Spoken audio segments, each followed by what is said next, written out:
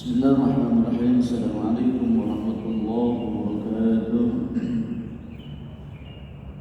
Alhamdulillahilladzi tawalla amarna wa sahana tasadana wa hadana siratal mustaqim. Allahumma salli wa sallim wa barik ala rasulil karim sayyidina Muhammadin wa ala alihi wa sahbihi ajma'in. Wa ba'd. Hadirin yang dimuliakan Allah Subhanahu wa taala. Dalam surah Al-Baqarah Allah Subhanahu wa taala berfirman ayat 186. A'udzu billahi minasyaitonir rajim. Bismillahirrahmanirrahim. Wa idza sa'alaka 'ibadi 'anni fa inni qarib ujibu da'watad da'i idza da'an falyastajibu li wal yu'minu bi la'allahum yarshudun. Ayat ini latar belakangi oleh pertanyaan dari seorang badui tentang apakah Allah itu dekat atau jauh. Kalau Allah jauh, apakah doa kita ini terdengar oleh Allah karena jauh jarak antara kita dan Allah, sehingga berdoa harus berteriak-teriak agar sampai kepada Allah, agar didengar oleh Allah karena Allah jauh. Atau Allah itu dekat sehingga kita berdoa tidak perlu berteriak-teriak. Sebab Allah Maha mendengar sekalipun kita hanya berbisik-bisik. Pertanyaan itulah dijawab oleh Allah Subhanahu wa taala dengan surah Al-Baqarah ayat 186. Wa idza sa'alaka, wa idza, dan apabila bertanya kepadamu ibadi, hamba-hamba, anni, tentang aku, fa inni, akan tanpa jawablah oleh Rasulullah, inni, sesungguhnya aku Allah, qaribun, dekat. Ujibu, aku akan mengijabah, da'watan da'i, seruan atau doa orang yang berdoa, idza da'an, kalau dia berdoa kepadaku. Fal yastajibu, maka hendaklah memenuhi kalian, mereka memenuhi li, seruanku. Wa, dan al-yu'minu, hendaklah mereka beriman bi, kepadaku, la'allahum, agar mereka yarshudun, mendapatkan rusyad, yaitu petunjuk, mendapatkan jalan kebenaran, yarshudun. Di sini Allah Subhanahu wa taala memadukan antara doa dan kerja. Jadi dalam Islam ini doa itu adalah bagian integral dari kerja. Kata Imam Al-Ghazali, bekerja tanpa doa itu kesombongan. Sementara doa tanpa kerja kemalasan. Jadi dalam Islam ini tidak perlu kita, tidak cukup kita hanya meminta, tapi kita tidak bergerak untuk mengejar apa yang kita kejar, kita minta. Harus bergerak, harus berusaha. Kenapa? Karena kata Allah di sini, aku akan menjawab dakwah doa orang yang berdoa jika berdoa kepadaku. Tapi fal yastajibu, penuhilah oleh mereka itu, orang-orang yang berdoa itu, penuhi apa? Seruanku, artinya perintah-perintah Allahnya amalkan. Kita minta ini jadi sarjana, ya perintah Allahnya adalah harus belajar.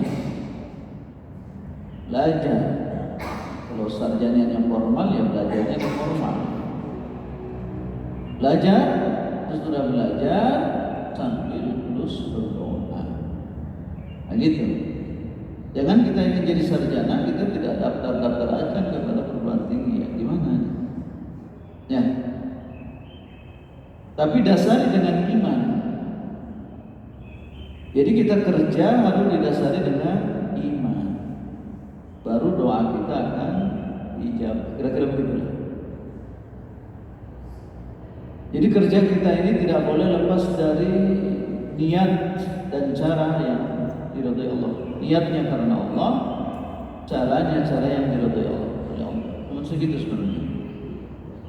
Jadi amalan-amalan yang akan diterima oleh Allah untuk ibadah mahdhah itu ada syarat dan rukunnya. Penuhi syarat dan rukunnya secara fikih pasti diterima. Salat penuhi syarat-syaratnya, penuhi rukun-rukunnya, diterima oleh Allah pasti diterima. Harus yakin.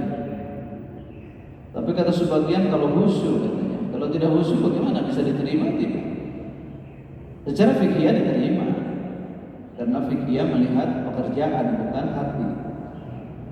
Kalau ada mengatakan wailul lil musallin, celaka bagi orang salat, alladzina hum an salatihim sahun, yang lengah dalam salatnya, yang tidak serius, tidak khusyuk dalam salatnya. Apakah itu berhubungan dengan kita yang salat tidak khusyuk?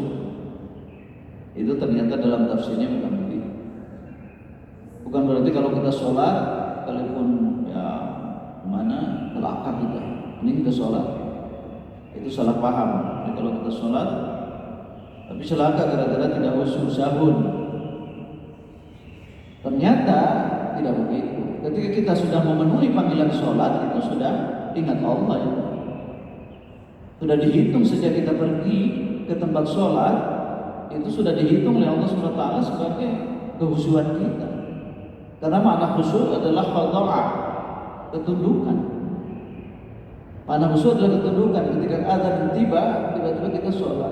Nah, itu berarti sudah mulai khusyuknya sudah nempel. Kenapa? Khada'ah. Kita sudah tunduk pada panggilan Allah. Nah, yang sahun itu ketika dipanggil sama Allah nanti sampai akhirnya tidak sholat. Nah, itu. Jadi sahur di situ lupa waktu sholat, ya, tidak mau dipanggil segera oleh Allah. Waktu sholatnya tidak diperhatikan, syarat rukun apalagi tidak diperhatikan. Insya Allah kalau kita sudah panggilan Allah kita terima, syarat rukunnya kita penuhi, sekalipun mungkin dalam sholat ini hadir, tidak hadir, hati ini hadir sekali, tidak hadir sekali, hadir sekali, tidak hadir sekali. Itu kata Imam An-Nawawi Al-Madani dalam kitab tafsir Marahibul Libad, itu masih min amalil mukmin. Nah, gitu. Masih termasuk amal orang mukmin.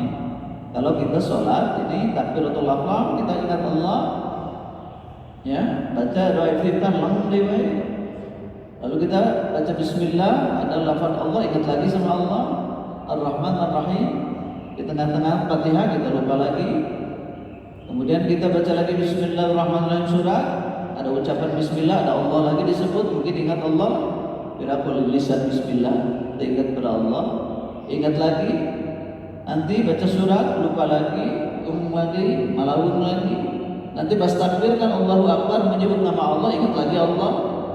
Jadi kalau hadir, tidak hadir, datang dan pergi, hati kita itu masih termasuk min amalil mu'min.